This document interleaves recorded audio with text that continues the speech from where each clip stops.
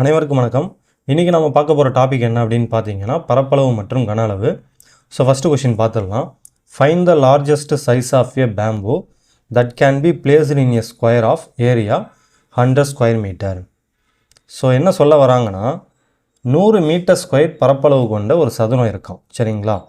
100 metre square பரப்பளவு கொண்ட ஒரு சதுரம் இருக்குது. அந்த சதுரத்தில் வைக்கப்படக்கூடிய மிகப்பெரிய மூங்கி குச்சியோட நீளம் என்னன்னு கேட்டிருக்காங்க. சரிங்களா? பேம்போனா மூங்கி குச்சி. ஸோ திரும்ப பாருங்கள், 100 மீட்டர் ஸ்கொயர் பரப்பளவு கொண்ட ஒரு சதுரத்தில் வைக்கப்படக்கூடிய மிகப்பெரிய மூங்கி குச்சியோடைய நீளம் என்ன அப்படின்னு சொல்லி கேட்டிருக்காங்க. ஸோ ஃபஸ்ட்டு வந்து நம்ம ஒரு படம் வரைஞ்சிக்கலாம். ஒரு சதுரம் இருக்குதுன்னு சொல்லியிருக்காங்க இல்லையா? ஸோ அந்த சதுரத்தை வந்து நம்ம ட்ரா பண்ணிக்கலாம். ஸோ இதான் அந்த சதுரம்னு வச்சுப்போம். சரிங்களா? இப்போ இதோட பரப்பளவு கொடுத்துட்டாங்க. பரப்பளவு எவ்வளோ கொடுத்துருக்காங்கன்னா 100 மீட்டர் ஸ்கொயர்னு கொடுத்துட்டாங்க. ரைட்டா? சரி, ஓகே. இப்போது இதுக்குள்ளே நம்ம வந்து ஒரு மூங்கி குச்சி ஒன்று வைக்கிறோன்னு வச்சுங்களேன். எப்படிலாம் வைக்கலாம், என்னென்ன பாசிபிலிட்டிஸ் இருக்குது அப்படின்னு பார்த்தீங்கன்னா, ஜஸ்ட்டு இங்கே ஒரு மூங்கி குச்சியை வைக்கலாம், இல்லைனா இங்கே வைக்கலாம், இல்லைனா இங்கே வைக்கலாம், இந்த மாதிரிலாம் வைக்கலாம். சரிங்களா? ஆனால் அவங்க என்ன கேட்குறாங்கன்னா, நம்ம வைக்கக்கூடிய மூங்கி குச்சி வந்து அதிகபட்ச நீளம் கொண்டதாக இருக்கணும். சரிங்களா? ஸோ இதில் நம்ம வைக்க போகிற மூங்கி குச்சி அதிகபட்ச நீளம் கொண்டதாக இருக்கணும் அப்படின்னு சொல்லியிருக்காங்க. ஸோ அப்போ நம்ம அதிகபட்ச நீளம் கொண்ட ஒரு மூங்கி குச்சியை இதில் வைக்கணும்னா எப்படிலாம் வைக்கலாம் அப்படின்னு பார்த்தீங்கன்னா, ஃபஸ்ட்டு அதுக்கு நம்ம வந்து சென்டர் பாயிண்ட்டை கண்டுபிடிச்சிக்கணும். இப்போ இந்த சதுரத்தை பொறுத்த வரைக்கும் இதுதான் வந்து மையப்புள்ளி. சரிங்களா? இப்போது நம்ம எப்படிலாம் இதில் வந்து ஹையஸ்ட் லென்த்து கொண்ட ஒரு மூங்கி குச்சியை வைக்கலாம் அப்படின்னு பார்த்தீங்கன்னா, வெர்டிக்கலாக வைக்கலாம். சரிங்களா? ஃபஸ்ட்டு பார்த்தீங்கன்னா இந்த மாதிரி வெர்டிக்கலாக வைக்கலாம். ரைட்டா? அப்படி இல்லைனா இந்த மாதிரி ஹரிசாண்டலாக வைக்கலாம். இன்னொரு வாய்ப்பு என்ன இருக்குது அப்படின்னு பார்த்தீங்கன்னா, இந்த மாதிரி இன்க்ளைண்டாக வைக்கலாம். சரிங்களா? இங்கேருந்து இங்கே எப்படி இன்க்ளைண்டாக வைக்கலாம். ஸோ இதுதான் வந்து நம்ம எப்படி சொல்கிறது, ஒரு மேக்ஸிமம் லென்த்துக்கு ஒரு மூங்கி குச்சியை வைக்கணும்னா இந்த 3 பாசிபிலிட்டி தான் நமக்கு இருக்கும். சரிங்களா? இது போக நான் ஏற்கனவே சொன்ன மாதிரி வேறு இடத்துலையும் வைக்கலாம். இப்போ இந்த இடத்துல கொண்டு போய் இப்படி வைக்கலாம், இல்லை இங்கே கொண்டு வந்து இப்படி வைக்கலாம், இல்லை இங்கேயும் இப்படி வைக்கலாம். ஸோ எப்படி வேணாலும் வைக்கலாம். ஆனால் அவங்க கேட்டிருக்கிறது பார்த்தீங்கன்னா லார்ஜஸ்ட் சைஸுன்னு சொல்லிட்டாங்க. சரிங்களா? அதாவது மேக்ஸிமம் லென்த் இருக்குதுன்னு சொல்லியிருக்காங்க. ஸோ அப்படி பார்த்தா இந்த 3 பாசிபிலிட்டி தான் நமக்கு இருக்குது. வெர்டிக்கலாக வைக்கிறது, ஹரிசாண்டலாக வைக்கிறது, அதுக்கப்புறம் இன்க்ளைண்டாக வைக்கிறது. இந்த 3 பாசிபிலிட்டி தான் இருக்குது. இப்போ இந்த 3ல் எந்த மூங்கி குச்சியோட லென்த் அதிகமாக இருக்கும்னு பார்த்தீங்கன்னா, இங்கே வச்சுருக்கோம் இல்லையா, அந்த மூளை விட்டம் வழியாக வச்சுருக்கோம் பாருங்கள், இதோடைய லென்த்து தான் அதிகமாக இருக்கும். ஏன்னா ஒரு சதுரத்தை பொறுத்த வரைக்கும் பக்க அளவை விட மூளை விட்டம் தான் வந்து நீளம் அதிகமாக இருக்கும். சரிங்களா? ஒரு சதுரத்தை பொறுத்த வரைக்கும் பக்க அளவை விட மூளை விட்டம் தான் லென்த் அதிகமாக இருக்கும். ஸோ அப்போது நம்ம இந்த மூளை விட்டம் வழியாக ஒரு மூங்கி குச்சியை வச்சோன்னா அதுதான் அதிக லென்த்து கொண்டதாக இருக்கும். ஆனால் இப்போ உங்கள் கொஷினில் என்ன கேட்குறாங்கன்னா, அந்த மூங்கி குச்சியோட லென்த் என்னன்னு கண்டுபிடிக்க சொல்லியிருக்காங்க. சரிங்களா? அதாவது இதோட லென்த் என்னன்னு நம்ம கண்டுபிடிக்கணும். அதை எப்படி கண்டுபிடிக்கிறது அப்படின்னு பார்த்தீங்கன்னா, சதுரத்தோட மூளை விட்டத்துக்கு ஃபார்முலா இருக்குது. சரிங்களா? சதுரத்துடைய மூளை விட்டத்துக்கு ஃபார்முலா இருக்குது. மூளை விட்டத்தை வந்து நம்ம டயக்னல் அப்படின்னு சொல்லுவோம், டின்னு சொல்லுவோம். ஸோ அதுக்கான ஃபார்முலா என்ன அப்படின்னு பார்த்தீங்கன்னா a√2. ஸோ இதை வந்து நோட் பண்ணி வச்சுக்குவாங்க. இது வந்து ஸ்கூல் புக்லேயும் இருக்கும், பட் இருந்தாலும் நோட் பண்ணி வச்சுக்குவாங்க. இந்த சதுரத்தோட மூளை விட்டத்துக்கான ஃபார்முலா a√2. இப்போ இதில் நாம் ஏவை கண்டுபிடிச்சிட்டோன்னு வச்சுங்களேன், அதை கொண்டு வந்து இதில் சப்ஸ்டியூட் பண்ணி நாம் வந்து இந்த மூளை விட்டத்தோட லென்த்து, அதாவது இந்த மூங்கி குச்சியோட லென்த்தை கண்டுபிடிச்சிடலாம். ரைட்டா? ஸோ இப்போ ஏவை எப்படி கண்டுபிடிக்கிறது, நமக்கு வந்து பரப்பளவு கொடுத்துருக்காங்க. பரப்பளவு வந்து 100 மீட்டர் ஸ்கொயர்னு கொடுத்துருக்காங்க. பரப்பளவுக்கான ஃபார்முலா என்ன, ஏ ஸ்கொயர்டு. ஸோ அப்போ இந்த ஏ ஸ்கொயர்டுங்கிறது தான் இந்த 100 மீட்டர் ஸ்கொயர்டுங்கிறது. ஸோ அப்போ நம்ம என்ன பண்ணலாம், இந்த ஏ ஸ்கொயர்டிலிருந்து ஏ என்னன்னு கண்டுபிடிக்கலாமா? ஏ ஸ்கொயர்டுங்கிறது 100. இப்போ ரெண்டு பக்கமும் ரூட் எடுத்தோன்னா என்ன ஆகும், எப்படி வரும், ஸ்கொயர்டு ரூட்டு கேன்சல் ஆகிடும். ஸோ அதே மாதிரியே இந்த ரூட் 100ங்கிறத 10 ஸ்கொயர்னு எழுதி இது நம்ம கேன்சல் பண்ணலாம். ஸோ அப்போ ஃபைனலாக பார்த்தீங்கன்னா A=10ன்னு கிடைக்கும். ரைட்டுங்களா? ஸோ பட் இது ஃபைனல் ஆன்சர் கிடையாது. நாம் வந்து மூளை விட்டத்தோட லென்த்தை கண்டுபிடிக்கணும். ஸோ அப்போ இந்த ஏவோட வேல்யூவை கொண்டு போய்ட்டு நம்ம என்ன பண்ணோம்னா இதில் சப்ஸ்டியூட் பண்ணணும். ஸோ அப்போ D= இந்த ஏவுக்கு பதிலாக இந்த 10 போட்டுக்கலாம், 10√2. சரிங்களா? ஸோ இதுதான் வந்து ஃபைனல் ஆன்சர். அப்போ இந்த சதுரத்துக்குள்ளே நம்ம 10√2 மீட்டர் நீளம் கொண்ட மூங்கி குச்சியை வந்து அதிகபட்சமாக வைக்க முடியும். சரிங்களா? இப்போது சில நேரத்தில் இப்படியே கொடுத்துருவாங்க, ஸ்ட்ரைட்டாக அப்படி கொடுத்துருப்பாங்க. அப்படி இல்லைனா இதுக்கப்புறம் பார்த்தீங்கன்னா அதை பெருக்கி கொடுத்துருப்பாங்க. அதாவது இதுக்கப்புறம் என்ன பண்ணியிருப்பாங்கன்னா 10 அப்படியே வச்சுட்டு √2 வேல்யூ என்ன அப்படின்னு பார்த்தீங்கன்னா 1.414. சரிங்களா? ஸோ அப்போ அதை வந்து பெருக்கி ஆன்சர் கொண்டு வந்திருப்பாங்க. 1.414 அப்படின்ட்டு பெருக்கி ஆன்சர் கொண்டு வருவாங்க. ஸோ அப்போ 10 × 1.414 பெருக்கணுன்னா நமக்கு என்ன வரும்? 14.14ன்னு கிடைக்குமா? ஸோ அப்போது இப்படியும் ஆன்சர் கொடுக்கலாம். சரிங்களா? ஸோ நமக்கு ஆப்ஷனில் இப்படியும் கொடுக்கலாம், இப்படியும் கொடுக்கலாம். ஸோ எது கொடுத்துருக்காங்களோ அதை வந்து நம்ம சூஸ் பண்ணிக்க வேண்டியதான். சரியா? ஸோ சிம்பிளாக இருக்கா? அடுத்த கொஸ்டின் பார்க்கலாமா? அடுத்து இந்த கொஸ்டின் பாருங்கள். Find the area of the largest circle that can be drawn inside a rectangle with side 7 metre by 6 metre அப்படின்னு சொல்லி கொடுத்துருக்காங்க. அதாவது 7 மீட்டர் நீளமும் 6 மீட்டர் அகலமும் கொண்ட ஒரு செவ்வகம் இருக்குது. அந்த செவ்வகத்துக்குள்ளே வரையப்படக்கூடிய மிகப்பெரிய வட்டத்துடைய பரப்பளவு என்னன்னு கேட்டிருக்காங்க. சரிங்களா? ஸோ திரும்பவும் சொல்லிடுறேன், தமிழில் பார்க்குறவங்க கொஞ்சம் பார்த்துக்கோங்க. 7 மீட்டர் நீளமும் 6 மீட்டர் அகலமும் கொண்ட ஒரு ரெக்டாங்கிள், அதாவது செவ்வகம் இருக்குது. அந்த செவ்வகத்துக்குள்ளே வரையப்படக்கூடிய மிகப்பெரிய வட்டம், லார்ஜஸ்ட் சர்க்கிள்னு கொடுத்துருக்காங்க இல்லையா, மிகப்பெரிய வட்டத்துடைய ஏரியா, அதாவது பரப்பளவு கேட்டிருக்காங்க. சரிங்களா? ஸோ அப்போ நம்ம ஃபஸ்ட்டு வந்து இதுக்கும் வந்து ஃபஸ்ட்டு படம் வரைஞ்சிடலாம். அவங்க என்ன சொல்லியிருக்காங்க? செவ்வகத்துடைய நீளம் வந்து 7 மீட்டர்னு சொல்லியிருக்காங்க. ரைட்டுங்களா? ஸோ இதான் நீளம்னு வச்சுப்போம். இது வந்து 7 மீட்டரு. அடுத்து வந்து அகலம் வந்து 6 மீட்டர்னு சொல்லியிருக்காங்க. சரிங்களா? ஸோ இது 6 மீட்டரு. சரி, ஓகே. இப்போ என்ன சொல்லியிருக்காங்கன்னா, இந்த செவ்வகத்துக்குள்ளே ஒரு பெரிய வட்டத்தை வரையணுமா. இந்த செவ்வகத்துக்கு உள்ளே இருக்கிற மாதிரி ஒரு பெரிய வட்டத்தை வரையணும். அந்த வட்டத்துடைய பரப்பளவு என்னன்னு கேட்டிருக்காங்க. ஸோ இப்போ இந்த செவ்வகத்துடைய மையப்புள்ளி எதுன்னு பார்த்தீங்கன்னா இதுதான். கரெக்டாக? ஸோ இப்போ நம்ம என்ன பண்ணலாம்னா, செவ்வகத்தில் நிறைய வட்டத்தை வரையலாம். சரிங்களா? ஸோ இப்படி கூட வரையலாம், இல்லை இப்படி கூட வரையலாம், இல்லை இங்கே ஒரு வட்டத்தை வரையலாம், எப்படி வேணாலும் வரையலாம். ஆனால் அவங்க கேட்டிருக்கிறது மிகப்பெரிய வட்டம்னு சொல்லிட்டாங்க, லார்ஜஸ்ட் சர்க்கிள்னு சொல்லிட்டாங்க. சரிங்களா? ஸோ அப்போ நம்ம லார்ஜஸ்ட் சர்க்கிளை எப்படி வரையலாம் அப்படின்னு பார்த்தீங்கன்னா, அதுக்கு ஒரு கண்டிஷன் இருக்குது. ஸோ அது என்னன்னு பார்க்கலாம். ஸோ திரும்ப வரைஞ்சிப்போம். இப்படி இருக்குது, இதுதான் மையப்புள்ளி. இப்போது நம்ம வந்து ஒரு வட்டம் வரையணுன்னா நமக்கு என்ன தேவை அப்படின்னு பார்த்தீங்கன்னா, என்ன சொல்கிறது, ஆரம் தேவை. சரிங்களா? ரேடியஸ் தேவை. இப்போ நம்ம வரைய போகிற வட்டத்துடைய ரேடியஸை நம்ம ஃபஸ்ட்டு கண்டுபிடிக்கணும். சரிங்களா? ரேடியஸை கண்டுபிடிச்சிட்டோன்னா அதை வச்சு அதோடைய பரப்பளவை கண்டுபிடிச்சிடலாம். சரி, ஓகே. இப்போது இந்த சைடு வந்து 7, இதுவும் 7, இது 6, இது 6. சரிங்களா? ஸோ அப்போ நான் இப்படி ஒரு கோடு போடுறேன்னு வச்சுங்களேன். இப்படி ஒரு கோடு போடுறேன்னா இந்த கோடோட லென்த்தும் வந்து 7ஆக தான் இருக்கும். சரிங்களா? ஸோ அப்போ இந்த கோடோட மொத்த லென்த்து வந்து 7. சரிங்களா? இந்த கோடோட மொத்த லென்த்து 7. அப்போ இதில் பாதி பார்த்தீங்கன்னா 3.5 வரும், இங்கேயும் 3.5 வரும். அதே மாதிரி நான் அப்படி வெர்டிக்கலாக ஒரு கோடு வரைகிறேன்னு வச்சுங்க. இந்த கோடும் இந்த கோடும், ஐ மீன் இங்கே உள்ள கோடும் சேம் லென்த்தில் தான் இருக்கும். ஸோ இந்த கோடு பார்த்தீங்கன்னா 6 மீட்டர். அப்போ இதுவுமே பார்த்தீங்கன்னா ஓவராலாக 6 மீட்டர். அப்போ இங்கே பார்த்தீங்கன்னா 3 மீட்டர் வரும், இங்கே பார்த்தீங்கன்னா 3 மீட்டர் வரும். சரியா? சரி, ஓகே. இப்போது வட்டம் வரைய ஆரம் தேவைன்னு சொன்னோம் இல்லையா, இங்கே பார்த்தீங்கன்னா நமக்கு 2 ஆரம் இருக்குது. 3.5 மீட்டர்னு ஒரு ஆரம் இருக்குது, அடுத்து 3 மீட்டர்னு ஒரு ஆரம் இருக்குது. இப்போ நம்ம ஒரு வேளை இந்த 3.5 மீட்டர் அளவுள்ள இந்த ஆரத்தை எடுத்துக்கிட்டு வட்டம் வரைஞ்சோன்னா என்ன ஆகிடும்னா, இந்த இடத்துல வரும்போது வட்டம் வெளில போயிடும். சரிங்களா? அதாவது இப்படி வரைகிறேன்னு வச்சுங்களேன், இப்படி வரைஞ்சோன்னா இங்கே வரும்போது வட்டம் வெளில போகும். சரிங்களா? ஏன் வெளில போகும்னா, இங்கே பார்த்தீங்கன்னா இது 3 மீட்டர் தான் இருக்குது. சரிங்களா? ஸோ அப்போ ஒரு 0.5 மீட்டர் வந்து வெளில போயிடும்.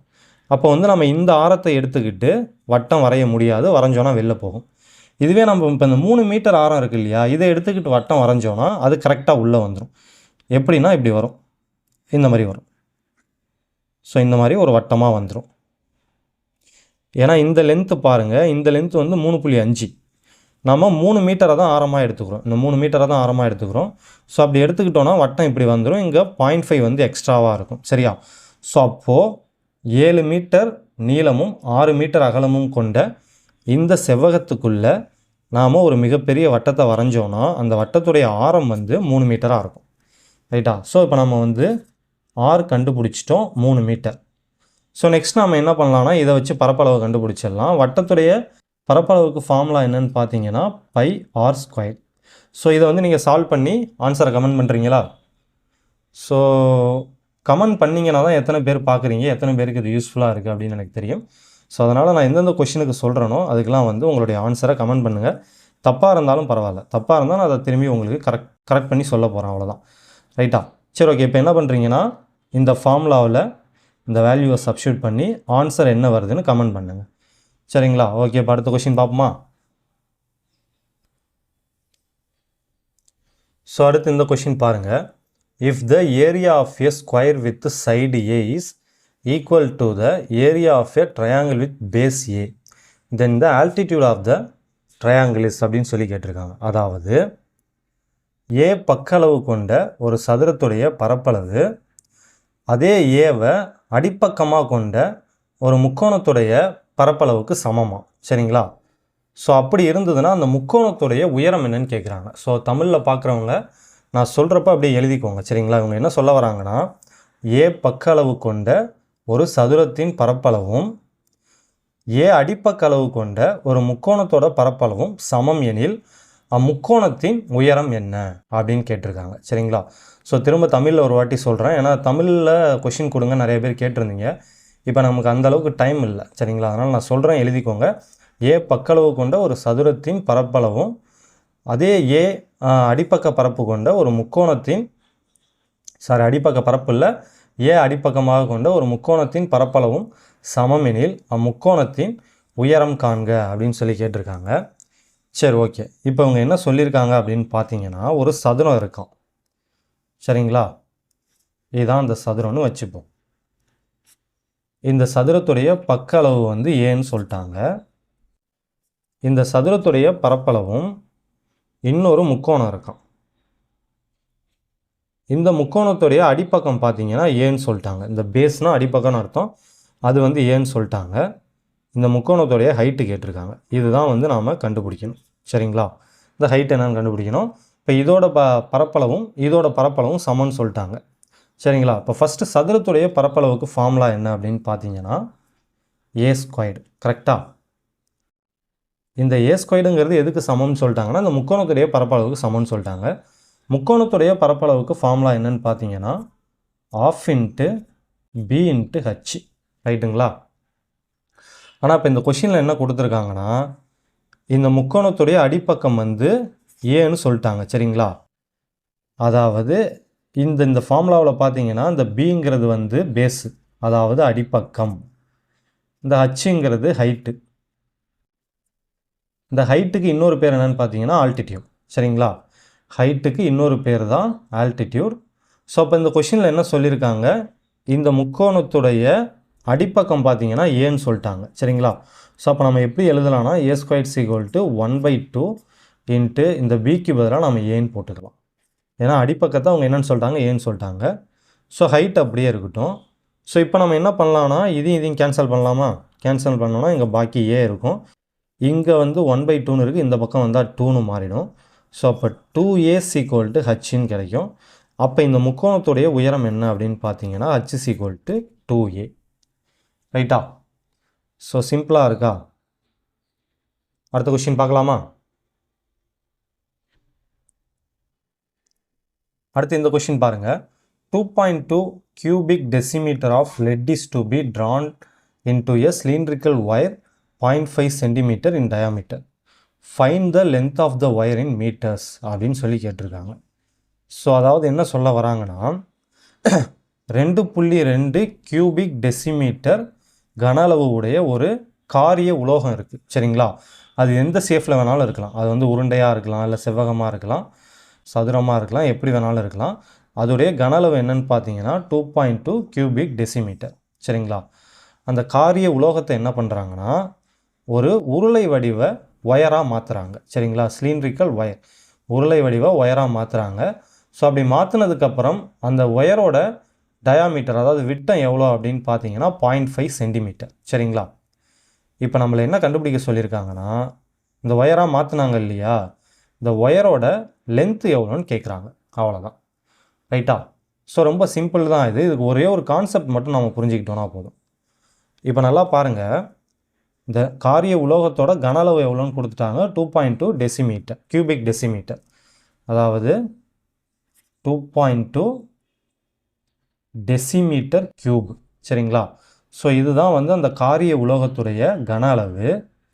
இப்போ இந்த கன அளவு கொண்ட அந்த காரிய உலோகத்தை தான் அவங்க என்ன பண்ணியிருக்காங்கன்னா ஒரு ஒயராக மாற்றிருக்காங்க. சரிங்களா? இந்த மாதிரி ஒரு ஒயராக மாற்றிருக்காங்க. ரைட்டா? இந்த ஒயரோட டயாமீட்டரும் நமக்கு கொடுத்துட்டாங்க, 0.5 சென்டிமீட்டர்னு கொடுத்துட்டாங்க. சரிங்களா? இந்த ஒயரோட லென்த்து தான் கேட்குறாங்க. இந்த லென்த்தை தான் கேட்குறாங்க. இப்போ நல்லா கவனிங்க. இந்த 2.2 டெசிமீட்டர் கியூப் கன அளவு கொண்ட இந்த காரிய உலோகத்தை தான் ஒயராக மாற்றிருக்காங்க இல்லையா? அப்போ இந்த ஒயரோட கன அளவும் என்னவாக இருக்கும்னு பார்த்தீங்கன்னா இதுவே 2.2 டெசிமீட்டர் கியூபாக தான் இருக்கும். சரிங்களா? ஏன்னா அதோட ஷேஃபை தான் மாற்றிருக்காங்க. கன அளவு ஒரே அளவு தான் இருக்கும். இப்போ எப்போதுமே ஒரு பொருள் இருக்குன்னு வச்சுங்களேன், அந்த பொருளை ஒரு வடிவத்திலிருந்து இன்னொரு வடிவத்துக்கு நம்ம மாற்றும்போது அந்த பொருளோட வடிவம் தான் மாறும், அதோட கன அளவு மாறாது. இப்போ உதாரணத்துக்கு இந்த மாதிரி ஒரு உருண்டை இருக்குன்னு வச்சுப்போம். இது வந்து ஒரு உருண்டை, ஒரு கோலம்னு வச்சுங்களேன், ஸ்பியர்னு வச்சுப்போம். இந்த ஸ்பியரோட கன அளவு வந்து 100 மீட்டர் கியூப்னு வச்சுப்போம். இப்போ நான் என்ன பண்ணுறேன்னா இந்த ஸ்பியரை வந்து செவ்வகமாக மாற்றுறேன். இதை வச்சு இந்த ஸ்பியரை அப்படியே என்ன பண்ணுறேன்னா, இது வந்து ஒரு களிமண்ணு வச்சுங்க. ஒரு களிமண் இருக்குது, அந்த களிமண்ணை நான் உருண்டையாக அப்படி செஞ்சு வச்சுருக்கேன். சரிங்களா? இது வந்து ஒரு களிமண் உருண்டை. இந்த களிமண் உருண்டையோட கன அளவு பார்த்தீங்கன்னா 100 மீட்டர் கியூப். இப்போ இதே களிமண்ணை நான் என்ன பண்ணுறேன்னா திரும்ப அதோட ஷேஃபை மாற்றி இந்த மாதிரி ஒரு செவ்வகமாக மாற்றிடுறேன். சரிங்களா? இப்போ இந்த செவ்வகத்துடைய கன அளவும் பார்த்தீங்கன்னா அதே 100 மீட்டர் கியூப் தான் இருக்கும். ஏன்னா இந்த களிமண்ணை வச்சு தான் நம்ம இதை செஞ்சுருக்கோம். சரிங்களா? ஸோ அதனால் இதில் அளவு மாறாது, கன அளவுங்கிறது மாறாது. ஸோ இதுதான் இதுக்கான பேசிக் கான்செப்ட். இப்போ இங்கே பார்த்தீங்கன்னா 2.2 டெசிமீட்டர் கியூப் கன அளவு கொண்ட இந்த காரிய உலோகத்தை தான் என்ன பண்ணியிருக்காங்கன்னா கம்பியாக மாற்றிருக்காங்க. இந்த கம்பியோட வடிவம் எப்படி இருக்குது அப்படின்னு பார்த்தீங்கன்னா சிலிண்ட்ரிக்கல் ஷேப்பில் இருக்குது, அதாவது உருளை வடிவத்தில் இருக்குது. ரைட்டா? ஸோ அப்போது இந்த கன அளவும், அதாவது 2.2 டெசிமீட்டர் கியூபுங்கிற இந்த கன அளவும் இப்போ நம்ம உருளையாக மாற்றிருக்கோம் இல்லையா இந்த ஒயரு, இந்த ஒயரோட கன அளவும் சமமாக தான் இருக்கும். இப்போ உருளையோட கன அளவுக்கு ஃபார்முலா என்ன அப்படின்னு பார்த்தீங்கன்னா πr²h. கரெக்டாக? πr²h. இப்போ இவங்க லென்த்துன்னு கேட்டிருக்காங்க இல்லையா, அது வந்து இந்த ஹைட்டை தான் வந்து அவங்க லென்த்துன்னு அங்கே மென்ஷன் பண்ணியிருக்காங்க. அதாவது இந்த ஒயரை வந்து நான் இப்படி வச்சுருக்கேன், ஒயரை வந்து இப்படி பக்கவாட்டில் வச்சுருக்கேன். ரைட்டா? பக்கவாட்டில் வச்சா இதை வந்து நம்ம லென்த்துன்னு சொல்லுவோம். இப்போ இதே ஒயரை நான் இப்படி வெர்டிக்கலாக வைக்கிறேன்னு வச்சுங்களேன், அப்போ இதை நம்ம என்னன்னு சொல்லுவோம், ஹைட்டுன்னு சொல்லுவோம். ஸோ நம்மளை கன்ஃபியூஸ் பண்ணுறதுக்காக தான் என்ன பண்ணியிருக்காங்கன்னா இங்கே லென்த்துங்கிற வார்த்தையை யூஸ் பண்ணியிருக்காங்க. சரியா? ஸோ இப்போ ஒன்றும் இல்லை, இதில் முக்கியமான விஷயம் என்னென்னா இங்கே பார்த்தீங்கன்னா இது டெசிமீட்டர் கியூபில் இருக்குது. டெசிமீட்டர் கியூபை நம்ம மீட்டர் கியூபாக மாற்றணும்னா என்ன பண்ணணும்னா 1000ஆல் வகுக்கணும். இந்த ஒரே ஒரு விஷயத்துக்காக தான் இந்த கொஷினே நான் எடுத்தேன். ஸோ கொடுத்துருக்கிறது டெசிமீட்டர் கியூபில் கொடுத்துருக்காங்க, அதை நம்ம மீட்டர் கியூபாக மாற்றணும்னா 1000ஆல் வகுக்கணும். ஏன் மீட்டர் கியூபாக மாற்றுறோன்னா இங்கே பார்த்தீங்கன்னா லென்த்தை வந்து அவங்க மீட்டரில் கேட்டிருக்காங்க. சரிங்களா? Find the length of the wire in metres அப்படின்னு சொல்லி கேட்டிருக்காங்க. இந்த மாதிரி கொஷின் பார்த்தீங்கன்னா பார்க்க சிம்பிளாக இருக்கும், ஆனால் நம்ம சில்லி மிஸ்டேக் பண்ணுறதுக்கு நிறைய வாய்ப்பு இருக்குது. ஏன்னா இங்கே பார்த்தீங்கன்னா ஃபஸ்ட்டு இந்த கன்வர்ஷன் பண்ணணும், டெசிமீட்டர் கியூபை நம்ம மீட்டர் கியூபாக மாற்றணும். அடுத்து பார்த்தீங்கன்னா இதை கவனிக்க மாட்டோம், சில நேரத்தில் அவங்க மீட்டரில் கேட்டிருக்கிறத கவனிக்க மாட்டோம். இங்கே பாருங்கள் இதை சென்டிமீட்டரில் கொடுத்து வச்சுருக்காங்க. சரிங்களா? ஸோ இந்த மாதிரி இந்த கொஷினில் பார்த்தீங்கன்னா ஏகப்பட்ட ட்ரிக்கியான விஷயங்கள் இருக்குது. ஸோ அதுக்காக தான் இந்த கொஷினை நான் மெயினாக எடுத்ததே. சரி, ஓகே. இப்போ ஃபஸ்ட் நாம் டெசிமீட்டர் கியூபை மீட்டர் கியூபாக மாற்றி எழுதிட்டோம். இப்போ அடுத்து பார்த்தீங்கன்னா இந்த சைடில் பைக்கு பதிலாக 22/7 நம்ம எழுதிக்கலாம். ஸோ அடுத்து பாருங்கள், ரொம்ப ரொம்ப முக்கியமான ஒரு விஷயம் இங்கே தான் இருக்குது. இதில் அவங்க என்ன பண்ணியிருக்காங்கன்னா இந்த சிலிண்ட்ரிக்கல் ஒயரோட, அதாவது இந்த உருளை வடிவ ஒயரோட டயாமீட்டர் கொடுத்துருக்காங்க. டயாமீட்டர் வந்து 0.5 அப்படின்னு சொல்லிட்டாங்க. ஆனால் நமக்கு என்ன தேவைன்னா ஆரம் தான் தேவை. ஸோ அப்போ இதில் பாதி தான் ஆரம் இல்லையா? இப்போ 0.5ல் பாதி எவ்வளோ அப்படின்னு பார்த்தீங்கன்னா 0.25. கரெக்டாக? ஆனால் இன்னொரு முக்கியமான விஷயம் என்னென்னா இது சென்டிமீட்டரில் இருக்குது. சரிங்களா? ஸோ இப்போ நம்ம கண்டுபிடிச்சிருக்கிறது சென்டிமீட்டரில் கண்டுபிடிச்சிருக்கோம். அப்போ இதை நம்ம மீட்டராக மாற்றணும்னா என்ன பண்ணணும்னா /100 போடணும். ஸோ இதுக்கு வந்து ஒரு ² அடுத்து ஹச் தான் நம்ம கண்டுபிடிக்கணும், அது அப்படியே இருக்கட்டும். ஸோ இதை வந்து ஃபர்தராக நீங்கள் சால்வ் பண்ணிங்கன்னா உங்களுக்கு ஆன்சர் கிடச்சிரும். ஸோ சால்வ் பண்ணி ஆன்சர் என்னென்னு கமெண்ட் பண்ணுங்கள். சரிங்களா? ஸோ சிம்பிள் தான், ஈஸியாக தான் இருக்கும். சால்வ் பண்ணி பாருங்கள், ஆன்சரை கமெண்ட் பண்ணுங்கள். ஸோ நீங்கள் ஆன்சரை கமெண்ட் பண்ணால் தான் நீங்கள் வீடியோ பார்க்குறீங்களா இல்லையான்னு எனக்கு தெரியும். ஸோ அதனால் வந்து தயவு செஞ்சு இதை ஒரு ரெக்வஸ்ட்டாக தான் கேட்குறேன். உங்களுக்கு என்ன ஆன்சர் வருதோ அதை கமெண்ட் பண்ணுங்கள். நான் ஏற்கனவே சொன்ன மாதிரி அது தப்பாக இருந்தால் கூட பரவாயில்ல, நாம் அதை திருத்திக்கலாம். பட் கமெண்ட் பண்ணுங்கள். சரி, ஓகே. இப்போ அடுத்த கொஸ்டின் பார்க்கலாமா? அடுத்து இந்த கொஷின் பாருங்கள். The radii of the bases of two cylinders are in the ratio 3:5 and their heights are in the ratio 2:3. Find the ratio of their curved surface areas அப்படின்னு சொல்லி கேட்டிருக்காங்க. அதாவது என்ன சொல்ல வராங்கன்னா, ரெண்டு உருளை இருக்குது சரிங்களா, 2 cylinders, ரெண்டு உருளை இருக்குது. இந்த ரெண்டு உருளையோட அடிப்பக்கங்களின் ஆரம் பார்த்தோன்னா 3:5ங்கிற விகிதத்தில் இருக்குது. அதே மாதிரியே உயரம் ஹைட்டு பார்த்தீங்கன்னா 2:3ங்கிற விகிதத்தில் இருக்குது. இப்போ நம்மளை என்ன கண்டுபிடிக்க சொல்லியிருக்காங்கன்னா, இந்த ரெண்டு உருளையோட வலைபரப்புகளின் விகிதத்தை கேட்டிருக்காங்க சரிங்களா. இப்போ நம்ம இந்த ரேஷியோவை பார்த்தாலே தெரியுது, ரெண்டு உருளையில் ஒரு உருளை கொஞ்சம் சின்னதாக இருக்குது, இன்னொரு உருளை வந்து அதை விட பெருசாக இருக்குது. ஏன்னா அங்கே பாருங்கள், ஃபஸ்ட்டு உருளையோட ஆரம் வந்து 3ஓட மடங்காக இருக்குது, ரெண்டாவது உருளையோட ஆரம் வந்து 5ஓட மடங்காக இருக்குது. ஸோ இதையுமே நம்ம வந்து ஃபஸ்ட்டு வந்து ஒரு படம் போட்டுக்கலாம். ஃபஸ்ட்டு பார்த்தோன்னா ஃபஸ்ட்டு உருளை சரிங்களா. ஸோ இதுதான் வந்து ஃபஸ்ட்டு உருளைன்னு வச்சுப்போம். இந்த ஃபஸ்ட்டு உருளையோட அடிப்பக்கம் ஆரம் வந்து 3ஓட மடங்காக இருக்குது. அதே மாதிரி இதோட உயரம் பார்த்திங்கன்னா 2ஓட மடங்காக இருக்குது. இப்போ அடுத்து ரெண்டாவது உருளை பார்த்திங்கன்னா ஆரத்துலேயும் சரி உயரத்துலேயும் சரி இந்த ஃபஸ்ட்டு உருளையை விட கொஞ்சம் பெருசாக இருக்குது சரிங்களா. ஸோ இதான் அந்த ரெண்டாவது உருளைன்னு வச்சுப்போம். இதோட அடிப்பக்க ஆரம் பார்த்தோன்னா 5 இங்கே இருக்குது பார்த்துக்கோங்க. அதாவது 5ஓட மடங்கு. அதே மாதிரி உயரம் வந்து 3ஓட மடங்காக இருக்குது. இப்போது இந்த ரெண்டோட இந்த வலைபரப்பு இருக்குது இல்லையா, இந்த வலைபரப்பு இதோட விகிதம் தான் நம்மளை கண்டுபிடிக்க சொல்லியிருக்காங்க. ஸோ ஃபஸ்ட்டு வந்து உருளையோட வலைபரப்புக்கான ஃபார்முலா என்ன அப்படின்னு பார்த்தீங்கன்னா 2πRh கரெக்டாக. இப்போ நமக்கு ரெண்டு உருளை இருக்குது. ஸோ அதனால் நம்ம என்ன பண்ணலான்னா, ஆரத்தை வந்து R1 R2ன்னு எடுத்துப்போம், உயரத்தை H1 H2ன்னு எடுத்துப்போம். ஸோ ஃபஸ்ட்டு உருளையோட ஆரம் என்னன்னு பார்த்தீங்கன்னா 3, அதாவது 3ஓட மடங்கு சரிங்களா. அதே மாதிரியே இந்த ஃபஸ்ட்டு உருளையோட உயரம் என்னன்னு பார்த்தீங்கன்னா 2ஓட மடங்காக இருக்குது. அடுத்து ரெண்டாவது உருளையோட ஆரம் என்னன்னு பார்த்தீங்கன்னா 5. அதே மாதிரி ரெண்டாவது உருளையோட உயரம் பார்த்தீங்கன்னா 3. அது எல்லாமே மடங்கு தான் சரியா. ஸோ ஆக்சுவலாக இப்போது நம்ம நிறைய டைம் பார்த்துருக்கோம், இந்த மாதிரி ரேஷியோவில் கொடுத்தா அதுக்கு என்ன அர்த்தம்னா, இந்த ரெண்டு நம்பர் கூடயும் ஏதோ ஒரு நம்பர் காமனான நம்பர் வந்து பெருக்கல்ல இருக்குன்னு அர்த்தம் ரைட்டாக. இது நான் சொன்னது அப்படி பார்த்தா, இப்போ இங்கே வந்து ஏதோ ஒரு நம்பர் எக்ஸ்னு ஒரு நம்பர் பெருக்கல்ல இருக்கும், இங்கேயும் அதே எக்ஸுங்கிற நம்பர் பெருக்கல்ல இருக்கும். பட் நாம் ஏன் அப்படி ஸ்ட்ரைட்டாக எடுத்திருக்கோம் அப்படின்னு பார்த்தீங்கன்னா, இது கேன்சல் ஆகிடும். அது எப்படின்னு சொல்கிறேன், அடுத்து நான் சால்வ் பண்ணும்போது ஏன் ஸ்ட்ரைட்டாக எடுத்திருக்கோம் அப்படின்னு சொல்கிறேன். ஸோ இப்போது உருளையோட வலைபரப்பு 2πRh அப்படின்னு பார்த்தோம். இப்போ ரெண்டு உருளை இருக்குது, இந்த ரெண்டு உருளையோட வலைபரப்போட விகிதம் கேட்டிருக்கான் சரிங்களா. ஸோ இப்போ ஃபஸ்ட்டு உருளையோட வலைபரப்பு நாம் 2πR1H1ன்னு எடுத்துப்போம். இப்போ விகிதம் கேட்டதுனால டிவைடட் பை போட்டு ரெண்டாவது உருளையோட வலைபரப்பு எழுதிப்போம், R2H2 அப்படின்னு எழுதிக்கலாம் சரிங்களா. ஸோ இப்போ இதில் பார்த்தீங்கன்னா இதுவும் ஸ்ட்ரைட்டாக நம்ம கேன்சலே பண்ணிடலாம், 2π அடிச்சிடலாம். பாக்கி என்ன இருக்குது, R1H1 இருக்குது, R2H2 இருக்குது. இங்கே பார்த்தீங்கன்னா R1 வந்து 3, H1 பார்த்தீங்கன்னா 2, அதே மாதிரியே R2 வந்து 5, H2 பார்த்தீங்கன்னா 3 சரிங்களா. ஏன் இவ்வளோ ஸ்பேஸ் விட்ருக்கேன் அப்படின்னா இப்போ சொல்கிறேன். இப்போ நான் ஏற்கனவே சொன்ன மாதிரி இதை நம்ம என்ன பண்ணியிருக்கணும், ஏதாவது ஒரு நம்பர் பக்கத்தில் பெருக்கல் இருக்குங்கிறதுனால நம்ம ஏதாவது ஒரு நம்பர் மீன்ஸ் அது என்ன நம்பர்னு தெரியாதனால எக்ஸ்ன்னு எடுத்துப்போம் சரிங்களா. இப்போ இதை பார்த்தீங்கன்னா நம்ம என்ன பண்ணியிருப்போம்னா, ஆரத்தோட விகிதம் 3:5ன்னு கொடுத்துருக்கானா, அப்போ 3x 5xன்னு எடுத்துருந்துருப்போம்.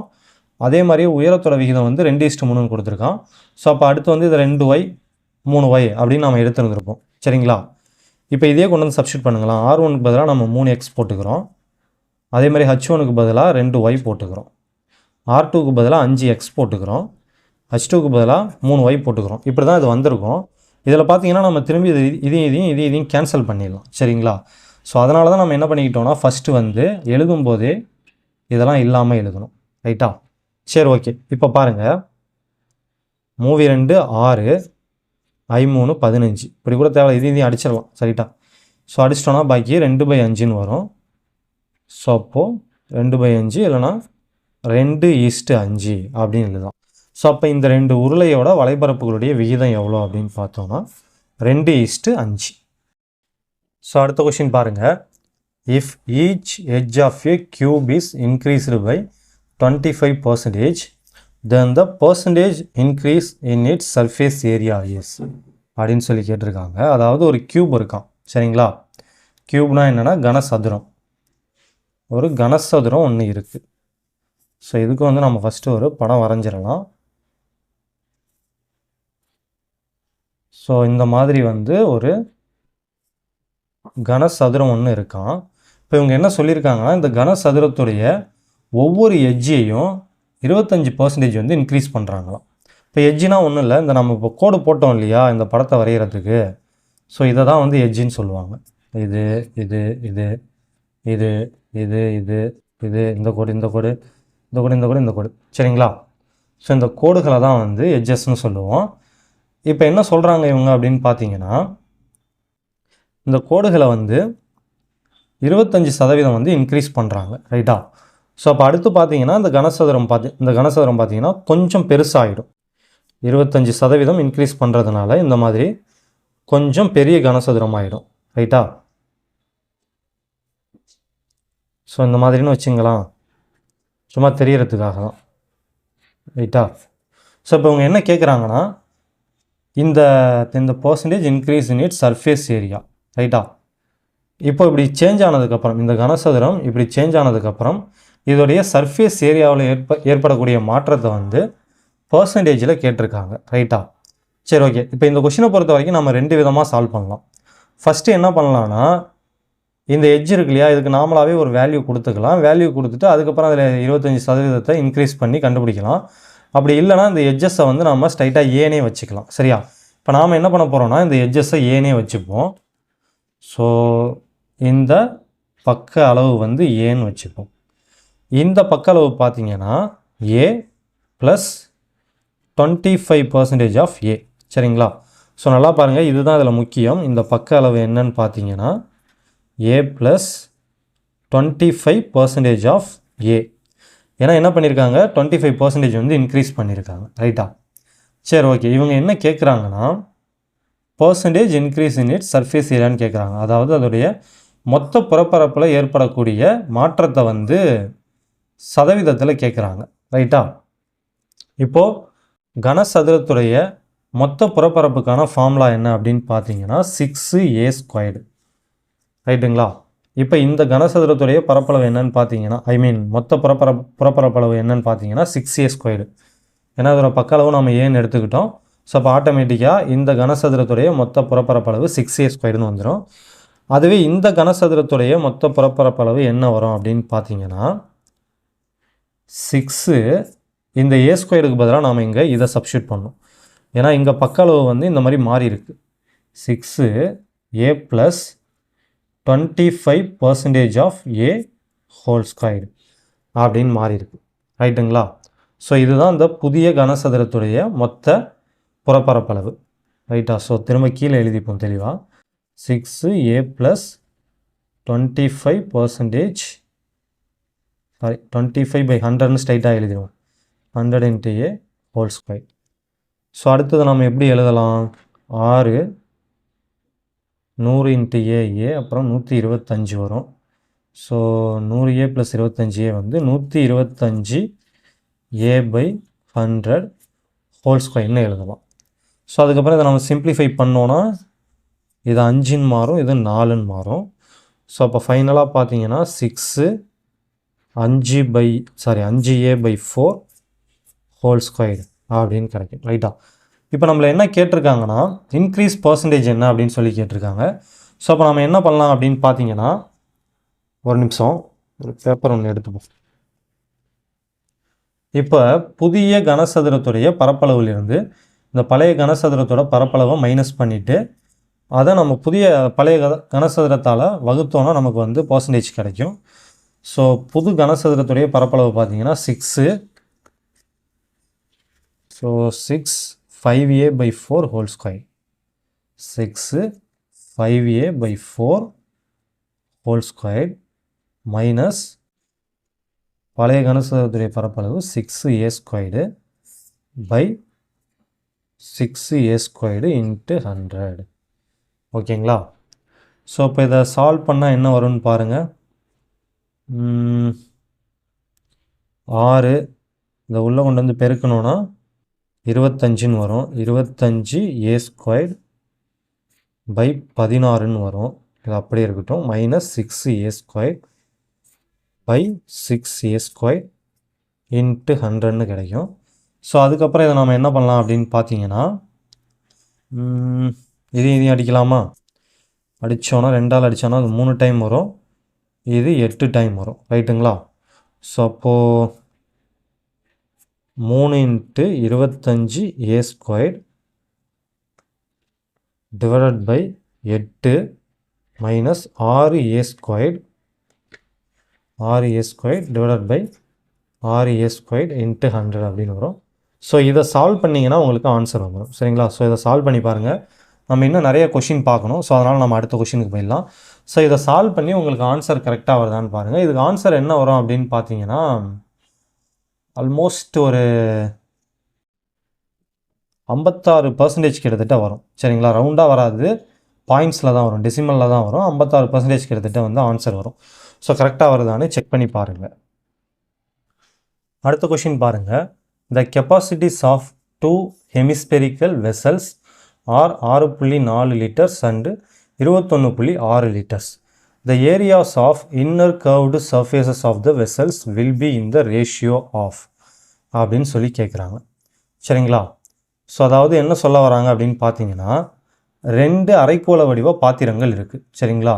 2 அரைக்கோள வடிவ பாத்திரங்கள் இருக்குது. அதோட கொள்ளளவு பார்த்தீங்கன்னா 6.4 லிட்டர், அதுக்கப்புறம் 21.6 லிட்டர். இப்போ அந்த 2 அரைக்கோள வடிவ பாத்திரங்களுடைய அந்த உள்பகுதி இருக்கும் இல்லையா, உள்பகுதியோடைய வளைபரப்போட ரேஷியோ, அதாவது விகிதம் கேட்குறாங்க. சரிங்களா? ஸோ இதுக்கும் வந்து நம்ம படம் போட்டுக்கலாம். ஸோ உங்களுக்கு புரியணும் அப்படிங்கிறதுக்காக தான் படம் போடுறேன். ஸோ அதனால் டைம் ஆகுதுன்னு யாரும் தவறாக நினைக்க வேண்டாம். ஸோ என்ன சொல்லியிருக்காங்க, 2 அரைக்கோள வடிவ பாத்திரங்கள்னு சொல்லியிருக்காங்க. அரைக்கோளம்னா நம்ம சிம்பிளாக என்ன பண்ணலாம்னா, இந்த தேங்காய் ஓடு இருக்குது இல்லையா, வெட்டினதுக்கப்புறம் தேங்காய் ஓடு இருக்கும்ல, எங்கள் ஊரில் வந்து அதை கொட்டாஞ்சி அப்படின்னு சொல்லுவோம்.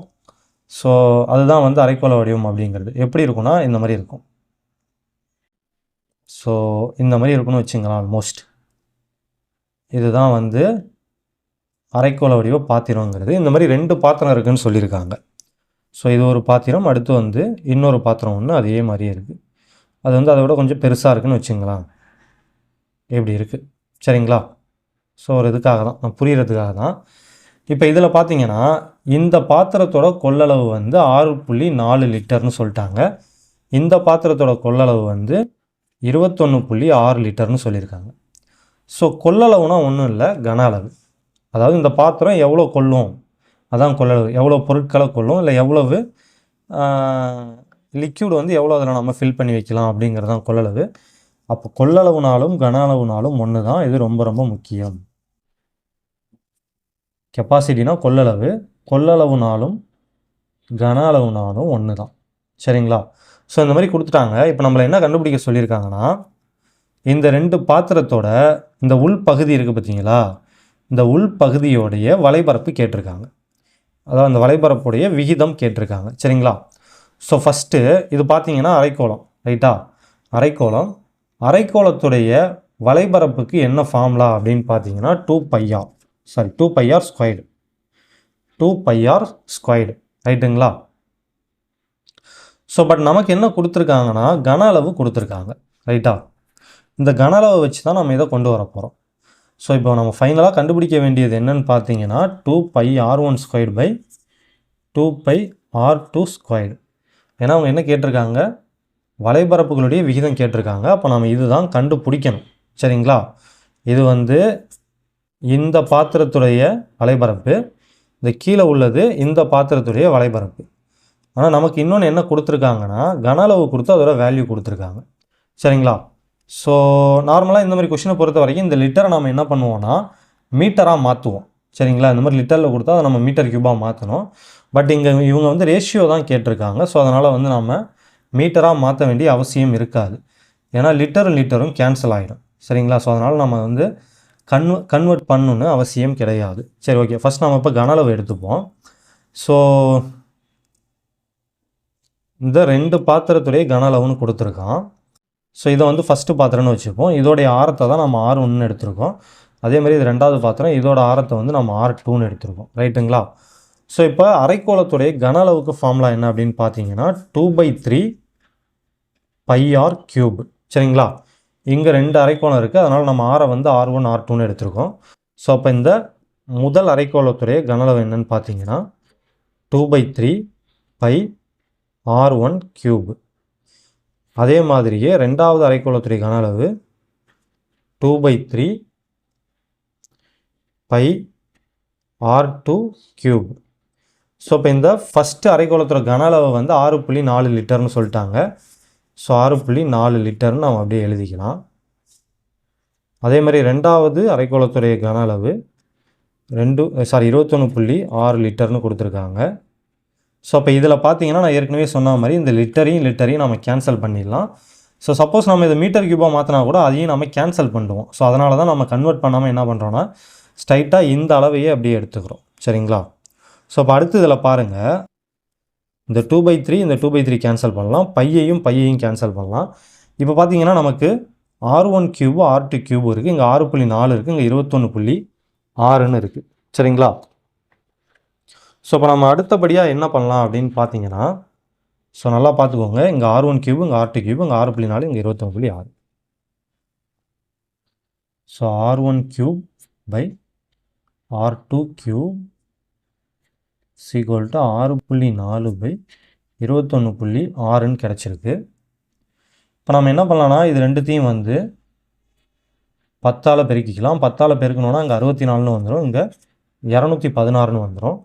ஸோ அப்போது 64 நம்ம 4ஓட க்யூப்னு எழுதலாம். கரெக்டாக? R1⁵ by R2⁵ = 64 நம்ம என்ன பண்ணலாம்னா 4 க்யூப்னு எழுதலாம். அதே மாதிரி 216 6 க்யூப்னு எழுதலாம். இந்த க்யூப் கேன்சல் ஆகிடும். ஸோ அப்போ ரிமைனிங் பார்த்தீங்கன்னா R1 by R2 = 4/6ன்னு கிடைக்கும். இதை நம்ம சிம்பிளிஃபை பண்ணோன்னா 2/3ன்னு கிடைக்கும். ஸோ அப்போ நம்ம என்ன பண்ணலாம்னா R1ஓட வேல்யூவை 2ன்னு எடுத்துக்கலாம், R2ஓட வேல்யூவை 3ன்னு எடுத்துக்கலாம். சரிங்களா? ஸோ இப்போ நாம் இந்த R1 R2 வேல்யூவை கொண்டு வந்து இதில் சப்ஸ்டியூட் பண்ணோன்னா நமக்கு இந்த வலைபரப்புடைய விகிதம் கிடச்சிரும். சரிங்களா? ஸோ அதை சப்ஸ்டியூட் பண்ணி பார்க்குறீங்களா?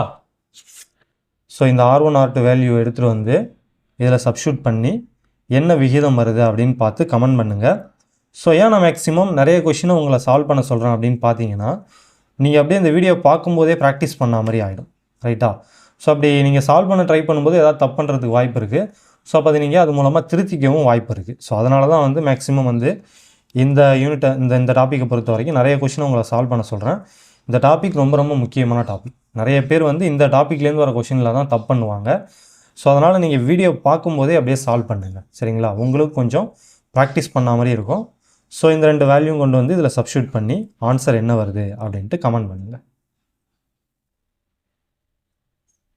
அடுத்து இந்த கொஷின் பாருங்கள்.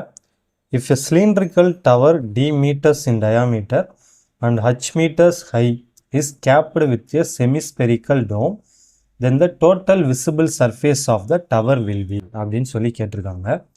அதாவது என்ன சொல்ல வராங்கன்னா, ஒரு உருளை வடிவ டவர் ஒன்று இருக்குது, அதோடைய டயாமீட்டர் டின்னு சொல்லிட்டாங்க. அதே மாதிரி அதோட உயரம் வந்து ஹச் மீட்டர்னு சொல்லிட்டாங்க. அது மேலே பார்த்தீங்கன்னா ஒரு அரைக்கோள வடிவ மூடியை போட்டு மூடியிருக்காங்களாம். ஸோ இதை சொல்லிவிட்டு அடுத்து என்ன கேட்டிருக்காங்கன்னா, ஸோ இப்படி இருந்ததுன்னா நம்ம கண்ணுக்கு தெரியக்கூடிய பகுதியுடைய பரப்பளவு என்ன அப்படின்னு சொல்லி கேட்டிருக்காங்க. ஸோ இதுக்கும் வந்து நம்ம ஃபஸ்ட்டு வந்து ஒரு படம் வரைஞ்சிடலாம். ஃபஸ்ட்டு பாருங்கள், ஒரு சிலிண்ட்ரிக்கல் டவர், அதாவது உருளை வடிவ டவர் ஒன்று இருக்குதுன்னு சொல்லியிருக்காங்க. ஸோ சும்மா இதுதான் வந்து அந்த உருளை வடிவ டவர் அப்படின்னு வச்சுருக்கோம். சரிங்களா? இப்படி இருக்குன்னு வச்சுருப்போம்.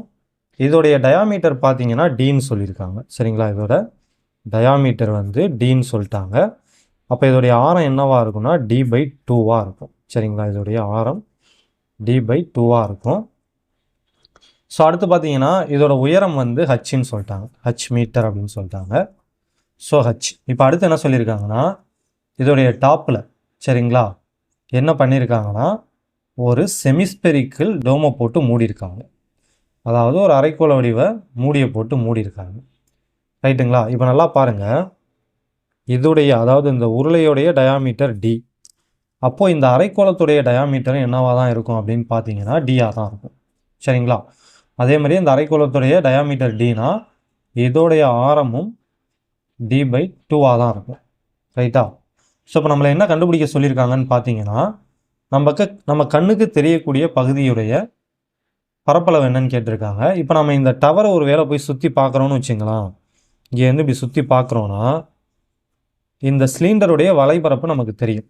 சரியா? அதே மாதிரியே நம்ம மேலே இருந்து பார்த்தோன்னா இந்த டோம் இருக்கு இல்லையா, அதாவது இந்த ஹெமிஸ்பெரிக்கல் டோம், இந்த மூடி, இதோடைய வலைப்பரப்பும் நமக்கு தெரியும் மேலேருந்து பார்த்தா. ஸோ அப்போ இதோடைய வலைப்பரப்பையும் இதோடைய வலைப்பரப்பையும் நம்ம கூட்டிக்கிட்டோன்னா, ஸோ எனக்கு வலைப்பரப்புங்கிற வார்த்தை வந்து கரெக்டாக வரலை, தவறாக நினைக்காதீங்க. ஸோ அந்த மேலே இருக்கிற இதோட வலைப்பரப்பையும் இந்த உருளையோட வலைப்பரப்பையும் கூட்டிக்கிட்டோன்னா அதுதான் நமக்கு ஃபைனல் ஆன்சராக வரும். சரி, ஓகே. இப்போ ஃபஸ்ட்டு உருளையோட வலைப்பரப்புக்கு ஃபார்முலா என்ன அப்படின்னு பார்த்தீங்கன்னா 2πr/h. ரைட்டுங்களா? இப்போ இது கூட நம்ம என்ன பண்ணணும்னா இந்த அரைக்கோள வடிவத்தில் இருக்கிற இந்த மூடியோட வலைப்பரப்பையும் கூட்டிக்கணும். சரிங்களா?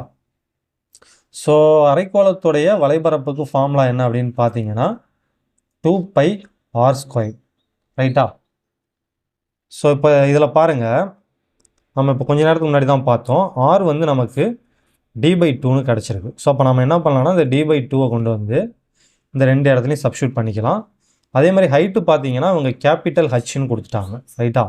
ஸோ அதனால் ஹைட்டை வந்து நம்ம கேபிட்டல் ஹச்ன்னு எடுத்துக்கலாம். ஸோ நல்லா பாருங்கள், ஆருக்கு பதிலாக நம்ம என்ன பண்ண போகிறோம்னா d/2 போட போகிறோம்.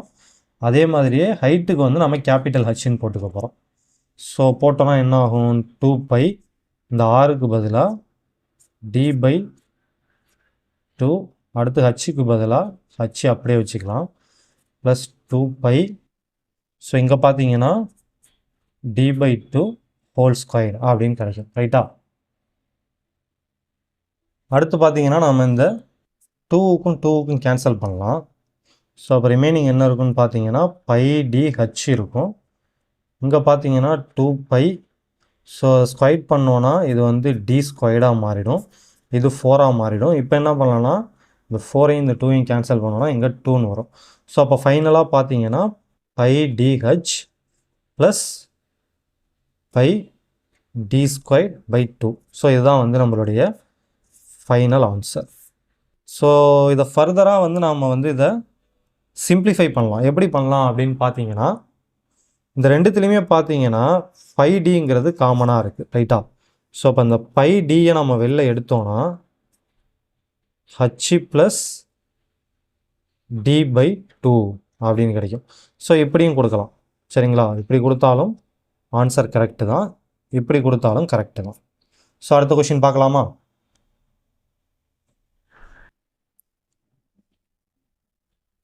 அடுத்து இந்த கொஷின் பாருங்கள். The length of an edge of a hollow cube open at one face is √³ meters. What is the length of the largest pole that it can accommodate அப்படின்னு சொல்லி கேட்டிருக்காங்க.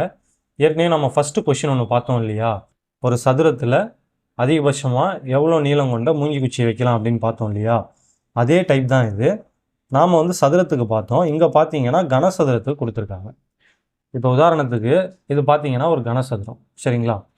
இந்த கனசதுரத்தில் இந்த டாப் மட்டும் இல்லைன்னு சொல்லிட்டாங்க, அதாவது ஒரு பக்கம் வந்து ஓப்பனாக இருக்குது. சரிங்களா? இந்த மாதிரி ஒரு பக்கம் பார்த்தீங்கன்னா ஓப்பனாக இருக்குது. இப்போ இந்த கனசதுரத்துக்குள்ளே நாம் வந்து ஒரு குச்சியை வைக்கிறோன்னு வச்சுங்க, ஒரு கம்பை வச்சோன்னா அதிகபட்சமாக எவ்வளவு நீளம் கொண்ட கம்பை வைக்கலாம் அப்படின்னு சொல்லி கேட்குறாங்க. கனசதுரத்துலேயும் பார்த்தீங்கன்னா நம்ம வந்து மேக்சிமம் லென்த்து உள்ள ஒரு கம்பை வைக்கணும்னா, ஒரு குச்சியை வைக்கணும்னா அதோடைய மூளை விட்டம் வழியாக தான் வைக்கணும். அதாவது இந்த எஜ்ஜிலிருந்து இந்த எஜ்ஜு வரைக்கும் இருக்கிற இந்த மூளை விட்டம் வழியாக தான் வைக்கணும். ஸோ அதுக்கு நம்ம என்ன பண்ணலாம் சிம்பிளாக அப்படின்னு பார்த்தீங்கன்னா, கனசதுரத்துடைய மூளை விட்டத்துக்கான ஃபார்முலா என்ன அப்படின்னு பார்த்தீங்கன்னா √3 × a, இல்லைனா a√3, ரெண்டுமே ஒன்று தான். ஸோ இந்த ஃபார்முலாவை வச்சு இந்த கொஷினை நீங்கள் சால்வ் பண்ணுங்கள். சரிங்களா? சால்வ் பண்ணி உங்களுக்கு ஆன்சர் என்ன வருது அப்படின்னு கமெண்ட் பண்ணுங்கள். ஸோ அதே மாடல் தான், ஃபஸ்ட் நாம் ஒரு கொஷின் பார்த்தோம் இல்லையா, அதே மாடல் தான். ஸோ இந்த கொஷின் வந்து நீங்கள் ட்ரை பண்ணி பாருங்கள். ட்ரை பண்ணி பார்த்துட்டு உங்களுக்கு ஆன்சர் என்ன வருது அப்படின்னு சொல்லி கமெண்ட் பண்ணுங்கள்.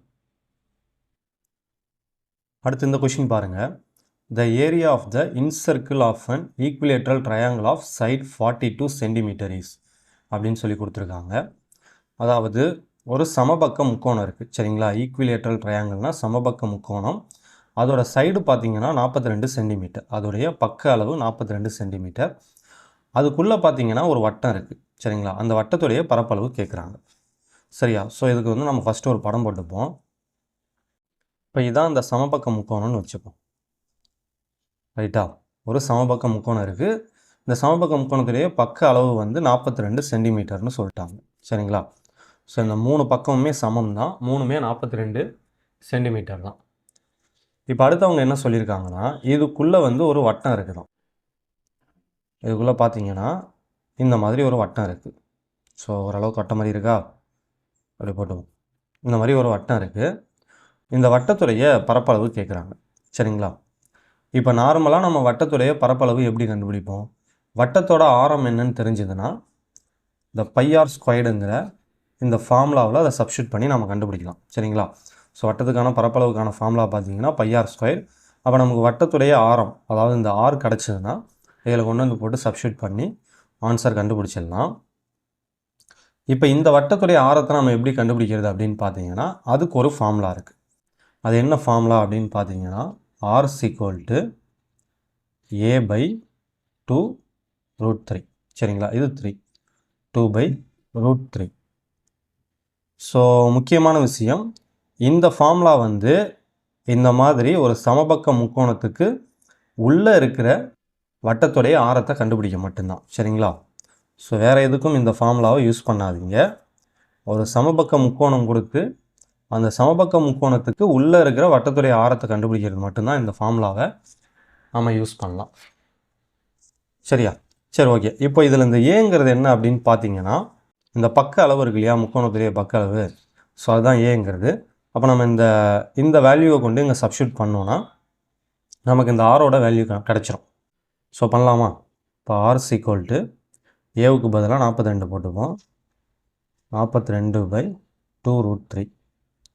ஸோ இப்போ இதையும் கேன்சல் பண்ணோன்னா நமக்கு 21 கிடைக்குமா.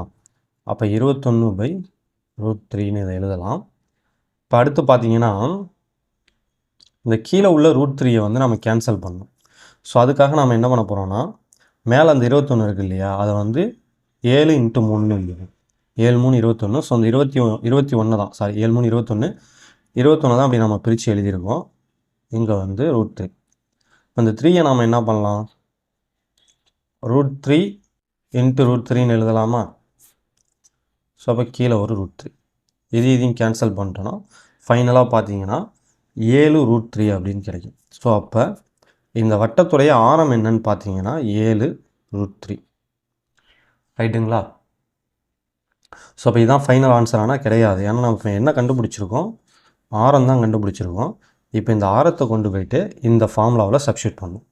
ஸோ சப்ஸ்டியூட் பண்ணி என்ன ஆன்சர் வருதுன்னு கமெண்ட் பண்ணுறீங்களா. ஸோ ஃபைனல் ஆன்சர், அதாவது இந்த வட்டத்துடைய பரப்பளவு என்ன வருதுன்னு கமெண்ட் பண்ணுங்கள். சரி, முக்கியமான விஷயம், இந்த ஃபார்முலாவை நீங்கள் நோட் பண்ணி வச்சுக்கோங்க. இது ஸ்கூல் புக்கில் கிடையாது. ஸோ அதனால் இந்த ஃபார்முலாவை நோட் பண்ணி வச்சுக்கோங்க. சரி ஓகே. இப்போ நம்ம அடுத்த கொஷின் பார்க்கலாம். அடுத்து இந்த கொஷின் பாருங்கள். The radius of the circumcircle of an equilateral triangle of side 12 cm is அப்படின்னு சொல்லி கேட்டிருக்காங்க. இதுவும் வந்து போன கொஷின் மாதிரி தான், அதே மாதிரி தான், பட் சின்னதாக ஒரு வித்தியாசம் இருக்கும். இப்போ இந்த கொஷினில் என்ன சொல்லியிருக்காங்க அப்படின்னு பார்த்தீங்கன்னா அதே மாதிரியே ஒரு சமபக்க முக்கோணம் இருக்குது சரிங்களா, ஒரு ஈக்குவிலேட்ரல் ட்ரையாங்கிள் இருக்குது. ஸோ நம்ம ஃபஸ்ட்டு படம் போட்டுப்போம். இதுதான் ஒரு சமபக்க முக்கோணம்னு வச்சுங்க சரிங்களா. இதோடைய பக்க அளவு 12 சென்டிமீட்டர்னு சொல்லியிருக்காங்க. இப்போ நம்மளை என்ன கண்டுபிடிக்க சொல்லியிருக்காங்கன்னா இந்த முக்கோணத்தை சுற்றி வெளில ஒரு வட்டம் இருக்குது சரிங்களா. சர்க்கம் சர்க்கிள்னால் வெளிவட்டம்னு அர்த்தம். ஸோ அப்போ இந்த முக்கோணத்தை சுற்றி வெளில ஒரு வட்டம் இருக்குது. அந்த வட்டத்துடைய ஆரத்தை கண்டுபிடிக்க சொல்லியிருக்காங்க சரிங்களா. ஸோ இந்த மாதிரி இந்த முக்கோணத்தை சுற்றி ஒரு வட்டம் இருக்குது. இந்த வட்டத்தோட ஆரம் என்னன்னு கேட்டிருக்காங்க. ஸோ இதுவும் நம்ம எப்படி கண்டுபிடிக்கலாம்னா இதுக்கும் ஒரு ஃபார்முலா இருக்குது. ரொம்ப ரொம்ப சிம்பிளான ஃபார்முலா தான். ஆர் ஈக்குவல் டு a/√3 சரிங்களா. ஸோ இந்த ஃபார்முலா எதுக்கு, ஒரு சமபக்க முக்கோணம் இருக்கணும், அதை சுற்றி வெளில ஒரு வட்டம் இருக்கணும். ஸோ அந்த வட்டத்துடைய ஆரத்தை கண்டுபிடிக்க தான் இந்த ஃபார்முலா. இதுவும் ஸ்கூல் புக்கில் இருக்காது, இதை நோட் பண்ணி வச்சுக்கோங்க. R equal to a/√3. So இப்போ இதில் இந்த ஏங்கிறது என்னென்னு பார்த்தீங்கன்னா இந்த பக்க அளவு, அதாவது 12 சென்டிமீட்டர் கொடுத்தாங்க இல்லையா, அதுதான். ஸோ அப்போ நம்ம அதை கொண்டு வந்து இதில் சப்ஸ்டியூட் பண்ணோன்னா 12/√3 அப்படின்னு கிடைக்கும். ஸோ அப்போ இதை நம்ம இந்த √3 கேன்சல் பண்ணுறதுக்காக என்ன பண்ணலாம்னா, மேலே இருக்கிற 12 4 × 3ன்னு எழுதிப்போம்.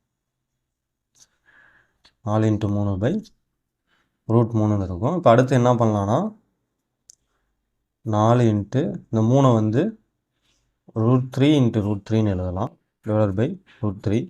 ஸோ இதையும் கேன்சல் பண்ணலாம். கேன்சல் பண்ணோன்னா நமக்கு ரிமைனிங் வந்து 4√3 அப்படின்னு கிடைக்கும்.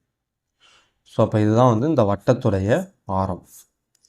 ஸோ இதை இப்படியும் கொடுப்பாங்க. அப்படி இல்லைனா இந்த √3யோட வேல்யூவை கொண்டு வந்து சப்ஸ்டியூட் பண்ணி பெருக்கி ஒரு ஆன்சர் கிடைக்கும் இல்லையா, அதையும் கொடுப்பாங்க. இப்போ √3யோட வேல்யூ என்னன்னு பார்த்தீங்கன்னா 1.732. ஸோ இப்போ இதை என்ன பண்ணுவாங்கன்னா 4ஓட பெருக்கிடுவாங்க.